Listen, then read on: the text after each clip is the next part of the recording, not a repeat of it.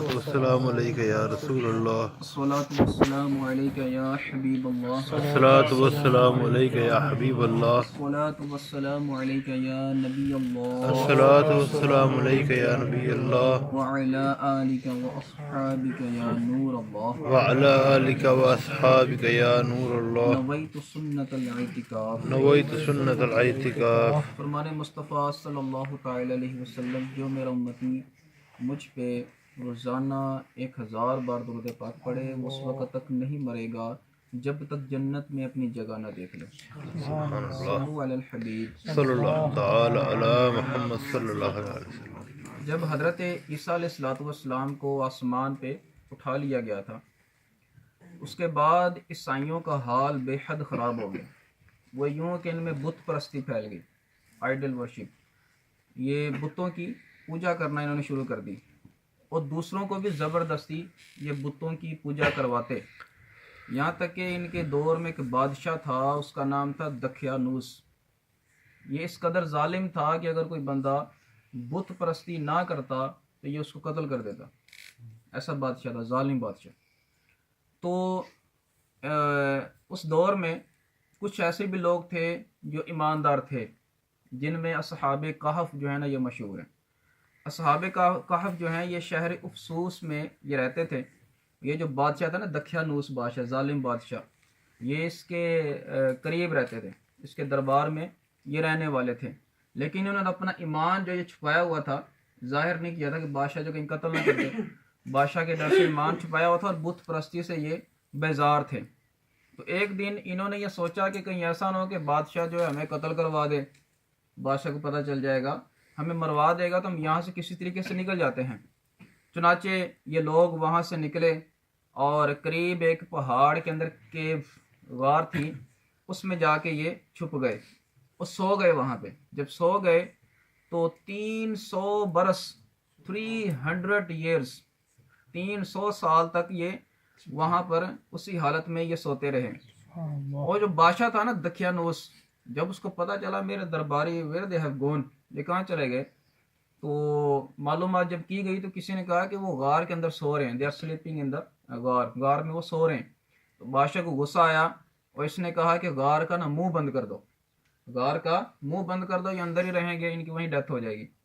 تو بادشاہ نے جس بندے کو یہ رسپانسبلٹی دی کہ تم جا کے اس کا منہ بند کرو، تو وہ بندہ بھی نیک تھا، وہ بندہ بھی صاحب ایمان اور نیک تھا. جب وہ وہاں پہ گیا منہ بند کرنے، اس نے ایک تختی پر یہ اصحاب کہف کا سارا واقعہ لکھا کہ یہ کس انداز میں بادشاہ کے پاس سے یہاں پر آئے، اور ان کی تعداد، ان کے نام لکھ کر ایک صندوق کے اندر ڈال کے وہ وہاں لگا دی اور منہ جو ہے نا بند کر کے چلا گیا. تو یہ جو کہ اصحاب کہف یہ 300 سال تک ان پہ یوں موت آری رہی اور وہیں پہ یہ رہے. اس کے بعد دقیانوس بادشاہ یہ مر گیا. اس کے بعد ایک رحم دل اور نیک بادشاہ آیا اور اس بادشاہ نے وہاں پر حکومت کی. بادشاہ نے حکومت کی اور اس کی حکومت کی برکت سے وہاں اسلام جو ہے نا یہ پھیل گیا اور لوگ جو ہیں وہ بت پرستی کو چھوڑ کر راہ راست پر آ گئے. لیکن وہاں پر ایک فتنہ یہ پھیلا. یہ جو نیک دل بادشاہ تھا اس کے دور میں، اس بادشاہ کا نام تھا بیدروس. یہ وہاں پر فتنہ یہ پھیلا اس بادشاہ کے دور میں کہ لوگ جو ہے نا وہ مرنے کے بعد دوبارہ اٹھائے جانے پر ایمان ہی رکھتے تھے. ایسا گروہ وہاں پیدا ہو گیا جو کہتے ہیں بندہ when someone die after dying he cannot alive، دوبارہ یہ زندہ نہیں ہو سکتا. یہ ان کا عقیدہ بن گیا. یہ بادشاہ جو تھا اس کو بڑا دکھ ہوتا اور یہ اللہ کی بارگاہ میں دعا کرتا کہ یا اللہ مجھے کوئی ایسی سائن، کوئی ایسی نشانی دکھا کہ جس سے یہ میرے جو لوگ جو ہیں یہ راہ راست پہ آ جائیں. ٹھیک ہے، تو یہ بادشاہ دعائیں کیا کرتا. تو ایک دفعہ یوں ہوا کہ ایک بکریاں چرانے والا، گوٹ کو بکریوں کو چرانے والا، وہ وہاں پہنچا اسی غار کے پاس، اور اس نے سوچا کہ بکریوں کو بٹھانے کے لیے کیف کے اندر، غار کے اندر یہ بہتر غار ہے، اس کے آگے یہ جو بنایا ہوا ہے، بند کیا ہوا ہے، اس کو ہم توڑ دیتے ہیں. چنانچہ چند لوگوں کو ساتھ لے کر اس نے غار کا جو منہ ہے اس کو کھولا. جب منہ کھولا تو لوگ جو ہے نا وہ خوف کے مارے، دہشت کے مارے بھاگنے لگے کہ اندر جو صحابہ کہف تھے وہ بھی جاگ چکے تھے. صحابہ کہف جاگ چکے تھے. لوگ وہاں سے بھاگ گئے، صحابہ کہف اٹھے. تو اصحاب کہف میں سے ایک بندہ تھا جس کا نام تھا یملیخا. انہوں نے یملیخا کو بازار میں بھیجا کہ آپ جائیں بازار میں اور کچھ فوڈ کھانا لے آئیں. اور جا کے یہ معلومات انفارمیشن لینا کہ جو ہمارا دکھیانوس بادشاہ تھا وہ ہمارے بارے میں کیا پلاننگ کر رہا ہے. تو یہ ملیخہ جب باہر نکلتا ہے دیکھتا ہے ہر طرف جو ہیں وہ باتیں ہو رہی ہیں اللہ کی عبادت کی. عیسیٰ علیہ الصلوۃ والسلام پر ایمان جو ہے لوگ لا چکے ہیں, عیسیٰ علیہ السلام کا کلمہ پڑھ رہے ہیں. تو یہ دیکھ کر حیران ہو گیا کہ یہاں تو بادشاہ دکھیانوس بڑا ظالم تھا, وہ تو بت پرستی کرواتا تھا, لیکن یہ ہر طرف یہ ایک دم یہ بلیورز ایماندار لوگ جو ہیں یہ کہاں سے آ گئے. تو یہ دیکھ کے حیران ہو گیا. اچھا خیر وہ ایک دکان پہ گیا, شاپ پہ گیا اور وہاں جا کر کھانا لینے لگا. تو کھانا لے کے بعد میں نا دکھیانوسی دور کا, اس بادشاہ کے دور کا نا سکہ نکال کر, روپیہ جو دور کا تھا وہ نکال کر دکاندار کو دینے لگا. دکاندار نے جب دیکھا تو وہ حیران ہو گیا, یہ تو 300 سال پہلے بند ہو چکا ہے, 300 سال پہلے کا سکہ ہے اور دکھیانوس کے دور کا سکہ ہے, یہ تو بند ہو چکا ہے. تو لہٰذا اس نے جب یہ دیکھا تو وہ کہتا ہے کہ یہ لگتا ہے اس بندے کو نا کوئی خزانہ مل گیا ہے, اس بندے کو خزانہ مل گیا ہے. اور اس نے نا وہ جو بادشاہ تھا بیدروس بادشاہ, اس کے کچھ حکام جو اس کے ماتحت تھے ان کو یہ اس نے پیغام پہنچایا کہ میرے پاس ایک بندہ موجود ہے, اس کو خزانہ مل گیا 300 سال پرانا خزانہ, لہٰذا اس کو پکڑو, اسے پوچھو خزانہ کہاں ہے. تو اس کو یا ملیخہ کو پکڑ لیا گیا اور بادشاہ کے جو وزیر وغیرہ تھے وہ پوچھنے لگے کہ خزانہ کہاں ہے, خزانہ کہاں ہے, صحیح ہمیں بتاؤ. یہ کہنے کہ حضرت کون سا خزانہ, یہ تو دکھیانوسی سکہ ہے اور کل کی بات ہے, وہ بادشاہ تھا, مجھے یہ بتاؤ دکھیانوس بادشاہ کہاں ہے.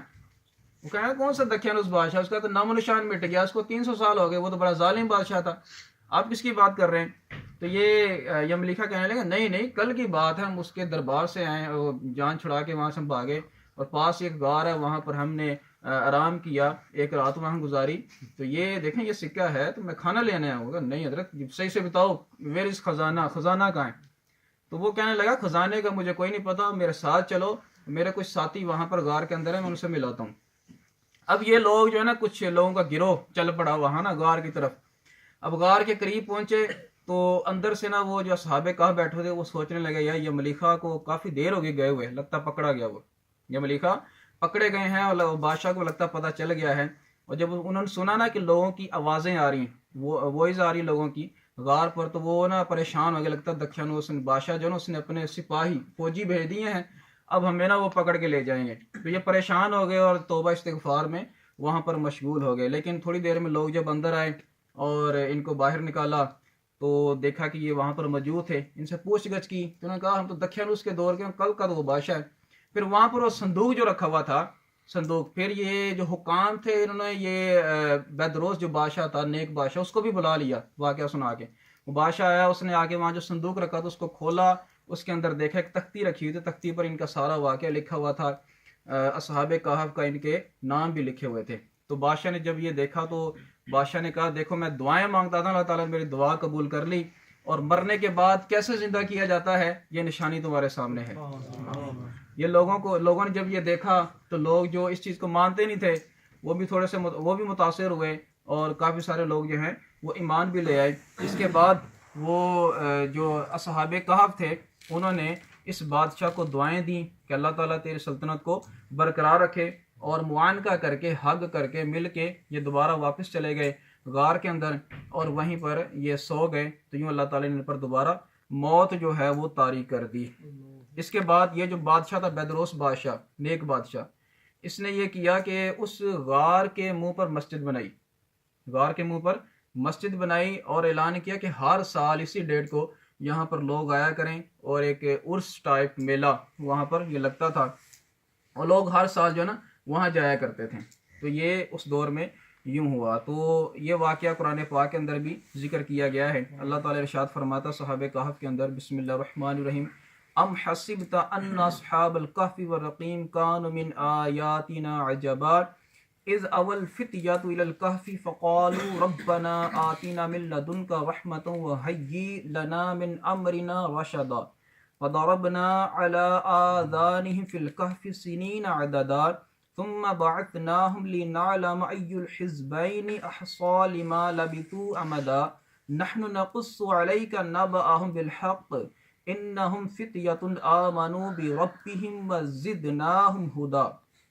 ترجمہ کنز ایمان, کیا تمہیں معلوم ہوا کہ پہاڑ کی کھو, وہ غار, پہاڑ کی غار, کھو اور جنگل کے کنارے والے ہماری ایک عجیب نشانی ہے, جب ان جوانوں نے غار میں پناہ لی پھر بولے اے ہمارے رب ہمیں اپنے پاس سے رحمت دے اور ہمارے کام میں ہمارے لیے راہیابی کے سامان کر، تو ہم نے اس غار میں ان کے کانوں میں گنتی کے کئی برس تپکا، پھر ہم نے انہیں جگایا کہ دیکھیں دو گروہوں میں کون ان کے ٹھہرنے کی مدت زیادہ ٹھیک بتاتا ہے، ہم ان کا ٹھیک ٹھیک حال تمہیں سنائیں۔ وہ کچھ جوان تھے اپنے رب پر ایمان لائے اور ہم نے ان کو ہدایت دی۔ تو اس طرح کا یہ واقعہ سورۃ الکہف کے اندر مذکور ہے۔ تو تفسیر ساوی میں لکھا ہے کہ صحابہ کہف جو تھے اور ان کے جو نام تھے، حضرت علی رضی اللہ تعالیٰ عنہ سے مروی ہیں کہ ان کے نام یہ تھے یملیخہ، مکشلینا، مشلینا، مرنوش، دبرنوش، شادنوش، اور 7واں چرواہا تھا ان کا۔ اور یہ 7 لوگ تھے۔ تو چرواہے کا حضرت علی رضی اللہ تعالیٰ عنہ نے ذکر نہیں کیا، بعض دوسرے مفسرین نے اس کا ذکر کیا۔ ان کے ساتھ ایک کتا تھا، اس کتے کا نام تھا قطمیر، کتے کا نام تھا قطمیر، اور جس شہر میں یہ رہتے تھے اس شہر کا نام تھا افسوس، اور ظالم بادشاہ کا نام تھا دکشانوس۔ حضرت ابن عباس رضی اللہ تعالیٰ عنہ فرماتے ہیں کہ صحابہ کہف کے جو نام ہیں، these 7 names، یہ 7 نام اگر آپ کسی چیز پر لکھ کر اس کا تعویذ بنا لیں تو وہ تعویذ اس کے فائدے سے یہ ہوگا کہ اگر کوئی غلام بھاگا ہوا ہے اس کو بلانے کے لیے آپ تعویذ بنائیں گے تو انشاءاللہ وہ غلام واپس آ جائے گا۔ دوسرا فائدہ یہ بتایا کہ فائر لگ گئی، آگ لگ گئی کسی مکان میں، کسی جگہ میں، تو صحابہ کہف کے نام لکھ کر کپڑے میں باندھ کر آگ میں ڈالیں، آگ بجھ جائے گی۔ بچوں کے رونے اور تیسرے دن کے آنے والے بخار، بچوں کا دوسرے تیسرے دن بخار آ جاتا ہے، ان کا صحابہ کہف کا نام لکھ کر تعویذ بنا کر بچوں کے گلے میں ڈالیں تو انشاءاللہ بخار جو دور ہو جائے گی۔ اس کو درد سر رہتا ہے تو وہ یہ نام جو ہے اپنے دائیں بازو، رائٹ جو یہ بازو ہے اس پہ باندھیں، انشاءاللہ یہ درد سر جو دور ہو جائے گا۔ السبیان، یہ بچوں کے بیماریاں ہوتی ہیں تو جو اس میں گلے میں پہنائیں تو انشاءاللہ وہ مرض بھی دور ہو جائے گا۔ خشکی یا سمندر میں سفر محفوظ ہونے کے لیے بھی کوئی بندہ اپنے پاس رکھ لے، جہاز میں سفر کر رہا ہے تو انشاءاللہ اس کا سفر صحیح گزرے گا، یا ویسے کوئی کشتی میں سفر کر رہا ہے تو انشاءاللہ اس کی حفاظت رہے گی، اپنے گاڑی میں لگا لیں، وہاں رکھ لیں۔ مال کی حفاظت کے لیے دکان میں ان کے نام لگا لیں، یا گھر میں کوئی مال گولڈ وغیرہ سونا رکھا ہوا ہے وہاں ان کے نام ڈال دیں تو انشاءاللہ اس کی حفاظت رہے گی۔ عقل بڑھنے کے لیے بھی اصحاب کہف کے نام اپنے پاس محفوظ رکھ سکتے ہیں۔ گناہ گاروں کی نجات کے لیے بھی ان کے نام جو ہیں مؤثر ہیں۔ یہ حضرت ابن عباس رضی اللہ تعالیٰ عنہما کا قول ہے۔ اس سے چند باتیں یہ معلوم ہوئی، پتہ چلا کہ اللہ کے نیک بندوں کے ناموں میں بھی برکت ہے، اللہ کے نیک بندوں کے ناموں میں بھی برکت ہے، ان کے تعویذ کی اتنی اتنی برکتیں ہیں، ٹھیک ہے۔ اور ساتھ میں یہ بات بھی پتہ چلی کہ عرس منانا اور دن مقرر کرنا کہ ہر سال فلاں ڈیٹ کو بزرگوں کا عرس ہے، یہ طریقہ کوئی نیا نہیں، یہ بہت پرانا طریقہ چلتا آ رہا ہے، اور یہ اللہ کے نیک بندوں کا طریقہ رہا ہے کہ جہاں اللہ کے نیک بندے ہوتے ہیں وہاں پر اس طرح کے سالانہ یہ جو اعراس ہوتے، عرس ہوتے، اس کو منعقد کیا جاتا ہے۔ جیسے یہاں سے عرس کا ثبوت ملتا ہے۔ بات پوچھتے ہیں نا کہ آپ عرس مناتے ہیں، داتا صاحب کو عرس منا رہے ہیں، تو آپ کیا نام ہے کلندر صاحب کا عرس منا رہے ہیں، شہباز کلندر صاحب کا آپ عرس منا رہے ہیں، تو آپ اسی طرح اور بھی بہت سارے بزرگوں کا، پاک پتن شریف والے جو بزرگ ہیں ان کا آپ عرس منا رہے ہیں۔ کہاں ثابت ہے؟ یہاں سے ثابت ہے، یہ یہاں سے ثابت ہے۔ اور یہ جو مسجد بنائی تھی بادشاہ نے، اس کا قرآن پاک میں ذکر ہے، تو یہ بھی ثابت ہوا کہ بزرگوں کے مزاروں کے ساتھ، یہ مزار بن گیا تھا نا غار کے اندر ان کا، مزاروں کے ساتھ مسجد بنانا تاکہ لوگ وہاں پر آئیں عبادت کریں، یہ بھی بہت پرانا طریقہ ہے، یہ بھی مسلمانوں کا، بلیورز کا، اللہ کے نیک بندوں کا یہ طریقہ رہا ہے۔ تو الحمدللہ ہمارے اہل سنت والجماعت کا جو شعار ہیں یہ قرآن و حدیث سے باقاعدہ ثابت ہیں، یہ من گھڑت یا بدعتی نہیں ہے، بلکہ یہ ساری کی ساری باتیں یہ آلریڈی پہلے سے ایجاد تھیں، پہلے سے یہ چلتی آ رہی تھی۔ اگر یہ منع ہوتی تو حضور علیہ السلام منع فرما دیتے واضح واضح، آپ نے منع نہیں فرمایا تو ثابت یہ ہوا کہ یہ چیزیں بالکل درست ہیں۔ اور ان کا عرس منانا اور ان کے مزارات پہ جانا ہے کہ فرمایا کہ ہر سال اصحاب کہف کے مزاروں پہ لوگ آیا کرتے، مسجد میں ان کے آیا کرتے، وہاں نمازیں پڑھا کرتے، برکتیں لیا کرتے، ان کے ناموں کی برکتیں لیا کرتے۔ تو یہ اللہ کے جو نیک بندے ہوتے ہیں ان کے ساتھ جب اٹیچ رہیں گے تو انشاءاللہ ہمیں فائدہ ہوگا۔ اور آخری بات یہ بتاؤں کہ کتا، قطمیر کتا، وہ ایک شعر یاد آ رہا ہے، جنہوں نسبت پاکاں تے مل جاوے اور جنتی ہے، جنہوں نسبت پاکاں تے مل جاوے اور جنتی ہے، چاہے کتا ہووے بیٹھا کسی غار دے بوہے تے۔ کتا ان کے پیرے کے طور پہ وہاں پہ بیٹھا ہوا تھا تو اس کا نام آج تک یاد رکھا ہوا ہے. بلکہ بزرگان دین فرماتے ہیں کہ کسی چیز پر قطمیر باحوالہ قطمیر آپ لکھ لیں تو اس چیز کی بھی حفاظت رہتی ہے. یہ کتے کی ہے، یہ جنت میں جائے گا یہ کتا. وجہ کیا ہے؟ اس کی نسبت ہوگی اللہ کے نیک بندوں کے ساتھ. تو پتہ یہ چلا کہ اللہ کے نیک بندے اولیاء کے ساتھ، علماء کے ساتھ، جو اللہ کے نیک بندے ہوتے ہیں ہمیں ان کے ساتھ اٹیچ رہنا چاہیے، ان کے پاس آتے جاتے رہنا چاہیے. چاہے دنیا سے جانے کے بعد ان کے مزارات پہ حاضری دیتے رہیں گے تو بزرگان دین فرماتے سے دل کو سکون ملتا ہے. جب ان کے ساتھ ہمارا اٹیچ رہے گا تو انشاءاللہ دنیا میں بھی ہمیں ان کا فیضان نصیب ہوگا اور آخرت میں بھی انشاءاللہ اللہ تعالیٰ نے چاہا تو ان کے صدقے ان بزرگوں کے پیچھے پیچھے ہم انشاءاللہ جنت میں جائیں گے. جب کتے کو یہ برکتیں مل سکتی ہیں تو ہم تو پھر بھی انسان ہیں. تو بہرحال یہ اولیاء کے آراس پہ جانا، داتا صاحب کے عرس پہ جانا، خواجہ صاحب کے عرس پہ جانا، یہ بالکل عین یوں سمجھیں کہ اصول اسلام کے مطابق ہے، کوئی بدعت غلط نہیں ہے. جو اس کو غلط کہتے ہیں تو گویا کہ وہ خام و خواہ کی تہمت لگاتے ہیں. تو اللہ تعالیٰ ہمیں ایسے لوگوں سے بچائے. آمین بجاہ نبی الامین صلی اللہ تعالی علیہ وسلم. کل بھی کوشش کریں، آپ خود بھی ہیں، دوسروں کو بھی دعوت دیں. کل بہت ہی اہم واقعہ حضرت موسیٰ علیہ السلام اور حضرت خضر علیہ السلام اور ان کا تعارف بھی انشاءاللہ کل سنیں گے. بڑا ہی اہم واقعہ ہے، قرآنی واقعہ ہے، تو یہ انشاءاللہ کل سنیں گے. اللہم صلی علی محمد وعلی آل محمد وبارک وسلم وصلی علیہ. آمین. یا اللہ عز و جل جو ہم نے صحابہ کہف کا واقعہ سنا مولا، قرآنی واقعہ، یا اللہ اسے یاد رکھنے کی توفیق عطا فرما. آمین. یا اللہ ان اصحاب کہف کے صدقے مولا ہم سب کی بے حساب بخشش و مغفرت فرما. آمین.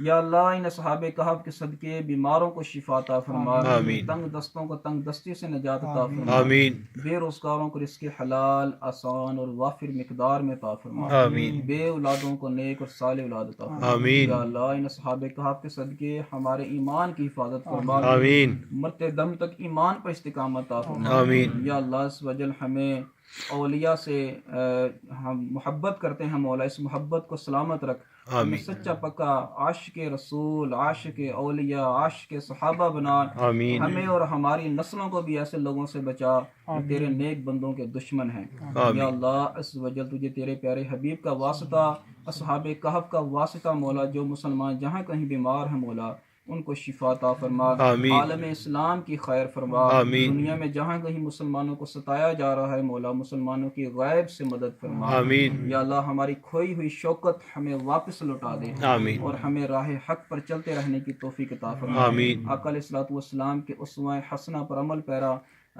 رہنے کی توفیق عطا فرما. آمین. اور ہمیں سنتوں کی چلتی پھرتی تصویر بنا دے. آمین. کہتے رہتے ہیں دعا کے واسطے بندے تیرے، کر دے پوری آرزو ہر بے قسم مجبور کی. آمین. صلی اللہ تعالی علی خیر خلقہ محمد وعلی آلہ وصحبہ اجمعین برحمتک یا ارحم